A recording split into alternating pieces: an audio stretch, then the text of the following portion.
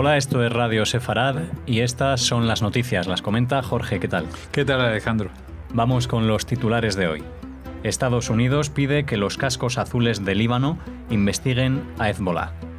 Movimientos en la dirigencia palestina para evitar la llegada de Dalán y someter políticamente a Hamás. Ahondan los problemas de Netanyahu y su esposa con la justicia del país. Casi el 80% de los yihadistas españoles provienen de Barcelona, Ceuta, Madrid y Melilla. Estos son los titulares. Volveremos después con la agenda cultural, pero ahora hablamos de la embajadora de Estados Unidos en Naciones Unidas, Nikki Haley, que declaró que su país pretende que los cascos azules desplegados en el sur del Líbano asuman una misión ampliada e investiguen las presuntas violaciones por Hezbolá en el área en ocasión del voto para la renovación de dichos efectivos.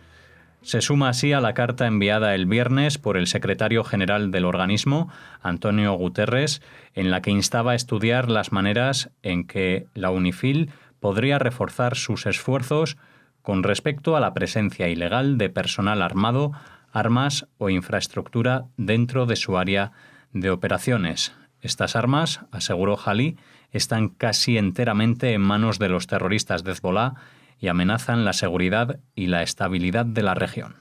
Bueno, desde aquí no tenemos más que felicitar primero la iniciativa de Antonio Guterres y el refuerzo que supone que la embajadora de Estados Unidos en Naciones Unidas, Nikki Haley, lo apoye.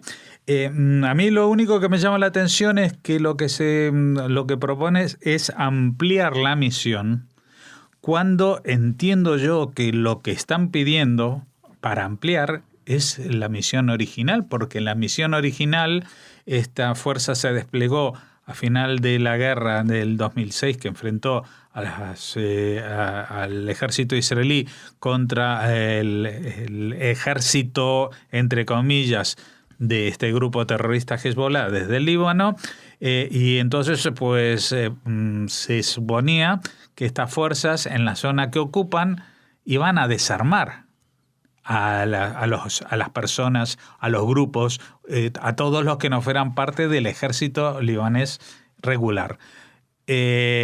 Conviene recordar que esto pasó en el año 2006.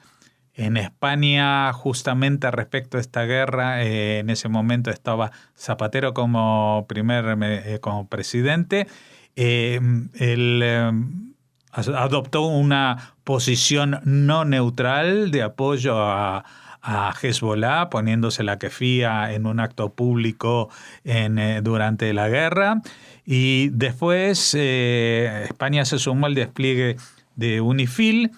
Y a los pocos meses, sorprendentemente, un convoy de soldados españoles fueron atacados y murieron 6 soldados españoles. De esto parece como que nadie se acuerda, porque se ha borrado, como en estas fotos de Lenin y Trotsky que Stalin solía retocar, se han borrado de la memoria pública porque hubo una especie de comisión de investigación. El ministro de Defensa de entonces, Alonso, pues dijo que no había sido un atentado, que no había sido Hezbolá, no había sido nada, se fumaron en el aire.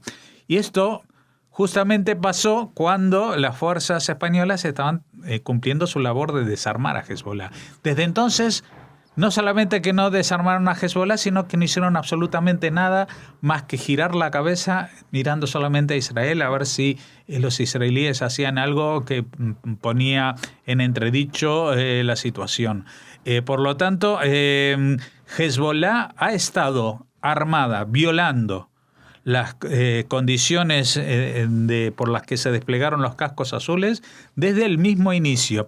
Y en el caso español incluso con un chantaje terrorista, matando a soldados españoles. Y el ejército español calladito, el gobierno español calladito y todo el mundo preguntándose a cambio de qué habrá sido ese silencio. No olvidemos que por entonces también el panorama de Oriente Medio era un poco distinto y posiblemente hubieran beneficios económicos por alguna contraparte en algún país árabe de la zona. Ha llegado el momento de mostrar que Hezbolá no es más y nada menos que un grupo terrorista, como está declarado por algunas partes, pero no por la Unión Europea, que como Hezbollah también tiene una rama política que tiene atenazado al país del Líbano y que representa los intereses de Irán en ese país, pues parece como que Hezbollah, por tener diputados y gente que va con corbata, pues no fuera un grupo terrorista. Y esto es especialmente doloroso desde España, donde hemos vivido durante mucho tiempo la doble cara del terrorismo vasco representado por Herri Batasuna en las instituciones, cobrando del Estado, etcétera, etcétera, hasta que se hizo esa famosa ley de partidos políticos y se acabó con esa situación. Pues esto es lo que pasa en el Líbano hasta el día de hoy, con el beneplácito de la Unión Europea, con el beneplácito de España y de muchos países del mundo, que tratan de transmutar la imagen de Hezbollah, que entre otras cosas, por si alguien no lo recuerda, también es el responsable material de los atentados antisemitas que tuvieron lugar en Argentina en el año 92 y el año 94. El atentado contra la Mutualamia, en el que murieron 85 personas, fue realizado bajo los planes y las decisiones de la cúpula del gobierno de los ayatolás en Irán por agentes de Hezbollah. No han sido juzgados, no han sido llevados a Interpol, nadie ha dicho nada. ¿Por qué? Porque pues algún día lo sabremos. Nosotros lo intuimos y por eso lo comentamos aquí en voz alta y estamos creo que en una vía que es un poquito más esperanzadora a que la gente, las naciones del mundo, no traten a Hezbollah como si fuera un país, que no traten a Hezbollah como si fuera un ejército, ni siquiera como una milicia, sino como lo que son, un grupo terrorista al servicio de un país teocrático fundamentalista como es Irán. La dirigencia palestina está muy agitada estos días. El pasado 1 de agosto el presidente Abbas se reunió con funcionarios de Hamás para decidir un posible compromiso que reduciría la tensión entre la Franja de Gaza y Cisjordania y que ha llevado al gobierno de Ramallah a recortar fondos y no pagar la factura eléctrica del enclave de Gaza, renovando el conflicto político y el malestar social. Posteriormente, Abbas se ofreció a reanudar los suministros a condición de que Hamás disuelva el comité administrativo y corte los lazos con el exfuncionario de Fatah y rival político Mohamed Dalan. Al parecer, Hamás habría respondido positivamente a dichas exigencias. Se especula que Egipto no apoya realmente el regreso de Dalan, sino que lo está usando para presionar al liderazgo de Hamás para que acepte el poder de la autoridad palestina. Bueno, el río de la dirigencia palestina tiene tantas mareas, hay tantos reyes de la jungla en este sitio que es muy difícil entender qué es lo que pasa. Incluso a los propios palestinos les es muy difícil entender qué es lo que pasa. Todo el mundo sabe que hay un organismo, supuestamente la Autoridad Nacional Palestina, con un presidente que es Mahmoud Abbas, pero hace más de 10 años que ese presidente no es legal porque no ha pasado por el trámite que se había comprometido de unas elecciones. Por otra parte, la mitad del territorio que se supone va a formar parte del futuro Estado palestino que pretenden, pues no obedece a las órdenes de la Autoridad Nacional Palestina, con lo cual en realidad tenemos dos territorios autónomos palestinos, uno bajo el control de Ramallah y el partido Fatah y otro bajo el control del grupo terrorista Hamás, que es fundamentalista, es yihadista, etcétera, etcétera. Entre ellos, cuando digo se matan, no es una metáfora. Es algo muy real y que sucedió especialmente en 2006 cuando hubo unas elecciones regionales para los municipios de la zona y Hamás decidió asumir el poder por la vía de usar las armas y eliminó en un par de noches a más de 100 políticos de la rama del partido Fatah que gobierna en Ramallah. Entonces, esto ha sido una cuestión que ha estado en el fondo de enésimas intentos de un gobierno de unidad nacional, una reconciliación de estos dos grupos que es realmente bastante difícil de imaginarse porque hasta ahora no se ha logrado. El último movimiento que fue anunciado hace cosa de 1 mes o 2 meses, con viajes secretos de la gente de Hamas a Egipto, parecían, así lo anunciaron y así lo comentamos aquí, parecía que Egipto iba a apostar por un personaje llamado Mohamed Dahlan, que es del partido Fatah, pero que es originario de Gaza, para que asumiera un cierto poder, control en Gaza, para controlar de alguna manera a la gente de Hamas. Y que esto también traería aparejado una serie de inversiones millonarias de estados como los Emiratos Árabes Unidos, que iban a construir allí un puerto, etcétera, etcétera. Ahora resulta, dicen los analistas, que quizás toda esta movida no existió y no ha sido más que una triquiñuela de Al-Sisi, del presidente egipcio, para forzar a la gente de Hamas a someterse al poder de Ramallah.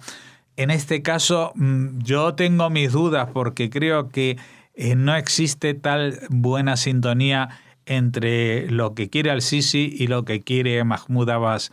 Y no olvidemos que Mahmoud Abbas tiene ya 80 y muchos años y no está el clima como para dejar esto descabezado, y en algún momento va a haber que plantearse el tema de la sucesión al frente del gobierno de Ramallah, y en este caso pues Dahlan es el que tiene las mejores fichas en este momento, aunque tiene enemigos internos muy poderosos dentro de su propio partido. Así que todo este comentario ha venido a embrollar más la situación, pero esto es lo que nos anuncia esta noticia, el desconcierto.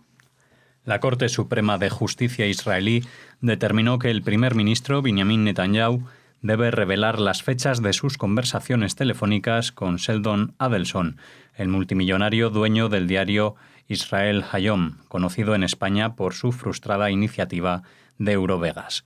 El dictamen añade que el primer ministro también debe revelar las fechas de los encuentros con Amos Regev, el exeditor de ese periódico afín a Netanyahu. De acuerdo con las grabaciones ocultas de audio, el primer ministro manifestó al editor del periódico, Yediot Aharonot, que iba a restringir a su competidor, el tabloide gratuito Israel Hayom, a cambio de una cobertura más positiva de su persona. No es la única noticia de problemas judiciales para el jefe de gobierno, ya que se espera que el fiscal general y asesor legal del gobierno, Abihai Mandelblit, anuncie en los próximos días la imputación de la primera dama, Sara Netanyahu, por sospechas de malversación de fondos públicos bajo circunstancias agravadas. Y también se supone que este primer juicio que podría caer sobre la cabeza de Sara Netanyahu sea el primero de una larga serie que podían afectar a toda la familia, es decir, a Sara y a su esposo, que es el que manda más en Israel, pero que aparte de ser el manda más, es el que más está embrollado en problemas de corrupción económica, incluso moral, tal como oiremos este fin de semana en una entrevista que hemos hecho al periodista israelí de origen portugués, Henrique Zimmerman. Tendremos que ir avanzando día a día, siguiendo las novedades que nos presenten los tribunales y cortes israelíes para saber más del asunto. El fenómeno de la radicalización yihadista, que desde el inicio de la guerra civil siria se ha extendido, denota una peculiaridad común a todos ellos. En vez de afectar de un modo uniforme a sus respectivas poblaciones musulmanas, incidiendo sobre ellas de manera proporcional al tamaño y la distribución territorial de las mismas, tiene lugar en bolsas dentro de determinadas áreas geográficas. Así ocurre también en el caso de España. Así lo señala en un artículo el experto del Real Instituto Elcano, Fernando Reinares. El 78% de los yihadistas detenidos en España de 2013 a 2016 se radicalizaron en tan solo 4 demarcaciones administrativas. Por este orden, la provincia de Barcelona, la ciudad autónoma de Ceuta, Madrid con su área metropolitana y, finalmente, Melilla. 4 demarcaciones en las que residen poco más de la tercera parte de los musulmanes que viven en España. El experto destaca como principales factores de este fenómeno el hecho de haber estado bajo la influencia cara a cara de algún agente de radicalización y la existencia de vínculos sociales previos con otros individuos radicalizados, lazos afectivos basados en relaciones de vecindad, amistad y parentesco. Estos hallazgos deben tener claras repercusiones en el ámbito de la política antiterrorista. Sí, es un análisis muy interesante que ha presentado Fernando Reinares, a quien en alguna ocasión también entrevistamos aquí en Radio Sefarad. Lo que viene a explicar es que la distribución de la radicalización yihadista no es uniforme. Se da más en algunas circunstancias que en otras. Y en España se da en 4 sitios muy particulares. 2 de ellos son Barcelona, la provincia de Barcelona, Madrid, el área metropolitana de Madrid, que podríamos pensar que también porque allí residen los mayores núcleos de población en general, y por supuesto Ceuta y Melilla. El orden correcto es Barcelona, Ceuta, Madrid y Melilla. Allí se producen el 80%, el 78% de los radicalizados yihadistas. ¿Y por qué se da este fenómeno en estos núcleos más que en otras poblaciones donde hay abundancia de comunidades musulmanas, pero que no llegan a este grado de radicalización?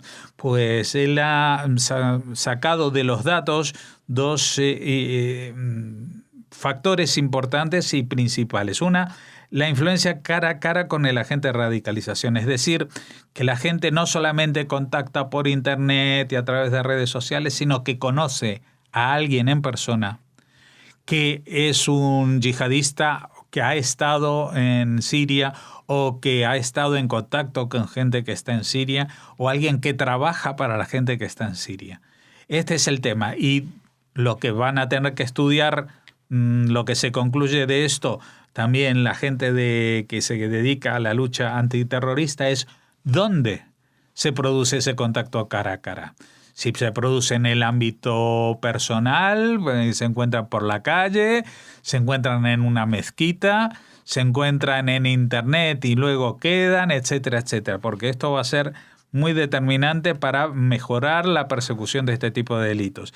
Y el segundo factor son los vínculos sociales previos, es decir, es mucho más fácil que se radicalice alguien que tiene una relación de vecindad, amistad o parentesco con alguien que ya está radicalizado. En ambos casos vemos que el factor humano es determinante, no es una cuestión como a veces pensamos que simplemente por ver en internet la gente ya se radicaliza.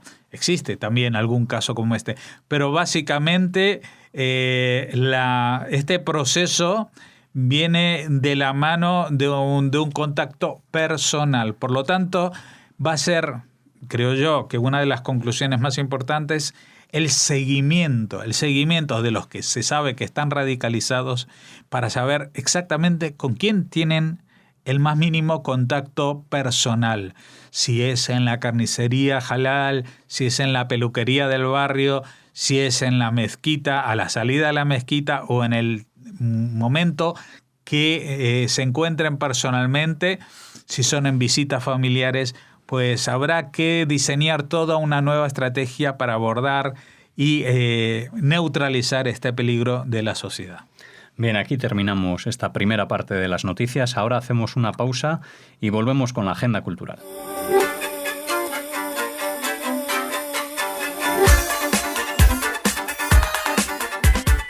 Y ya estamos aquí con la agenda cultural. Alejandro, ¿qué nos vas a contar? Pues hoy hablamos, Jorge, de arqueólogos israelíes que han hallado en los alrededores del Mar de Galilea, conocido como el lago Tiberíades o Kineret, los restos de Betsadia o Julias, la villa en la que, según la tradición cristiana, vivieron 3 apóstoles, Pedro, Andrés y Felipe, y tuvo lugar el milagro de los panes y los peces. Ajá, o sea que encontraron la aldea donde hubo esta este milagro, ¿no? Eso es lo que asegura el arqueólogo Mordejai Aviam.